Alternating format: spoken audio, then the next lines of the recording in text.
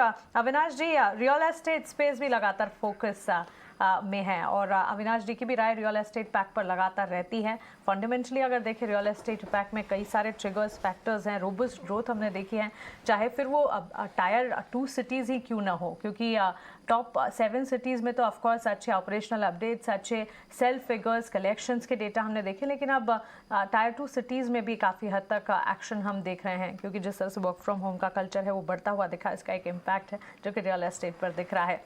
आइए हम एक बार टेक्निकल चार्ट चेक लेते हैं और हेमेन हमारे साथ फिर वापस जुड़ गए हैं। हेमेन, शोभा, लोढ़ा, गोदरेज प्रॉपर्टीज जैसी कंपनियां, particularly Mumbai based real estate में काफ़ी एक्शन है। इन दिनों खबरें भी आई हैं, मुंबई बेस्ड रियल एस्टेट जो है वो काफ़ी ज़्यादा अच्छी तरक्की कर रहा है, कलेक्शंस के लिहाज से हो चाहे सेल्स हो, हर तरह से वहाँ पर मजबूती है। टेक्निकली कोई टॉप पिक, चाहे फिर मुंबई बेस्ड रियल एस्टेट हो या फिर कोई और रियल एस्टेट पिक अगर आप देना चाहें।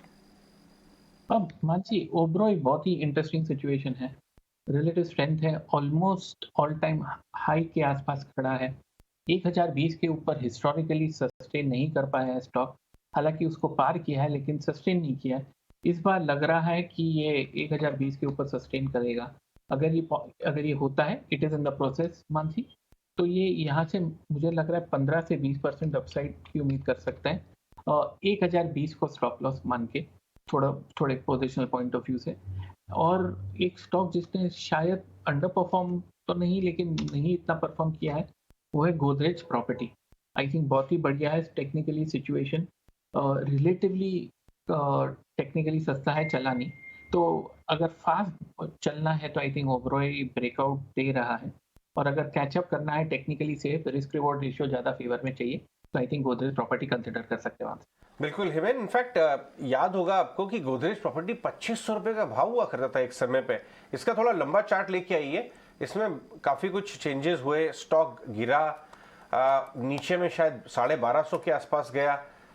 नहीं, नेक्स्ट डिजिटल नहीं, गोदरेज प्रॉपर्टीज़ का लंबा ग्राफ लेके आइए 5 साल का। ये देखिए ऊपर में, हाँ ऊपर में 2460 हुआ करता था, उसके बाद ये डीरेटिंग हुई, नीचे में 1150 के भी नीचे गया, अब वहां पे बेस फॉर्मेशन करके धीरे धीरे वापस आ रहा है। पोर्टफोलियो स्टॉक के हिसाब से हिमेन, अगर इसको 1150-1200 में लिया गया हो तो थोड़ा लॉन्ग टर्म अगर देखें 6 महीने 12 महीने, तो क्या एक बार ये 2000 की तरफ जा सकता है वापस? एब्सोल्युटली अजय जी, अगर आप देखेंगे तो yes, very much possible. Higher top higher bottom करने के मूड में है। और अगर लेवल्स की बात करें तो 1545 का लेवल है, उसके ऊपर 1700 के ऊपर 1950।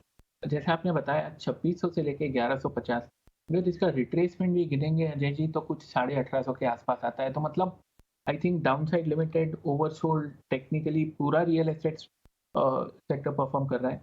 अगर ये कैचअप भी करता है तो यस, आई थिंक जैसे आपने बताया 681 point of view closer to 2000 very much possible.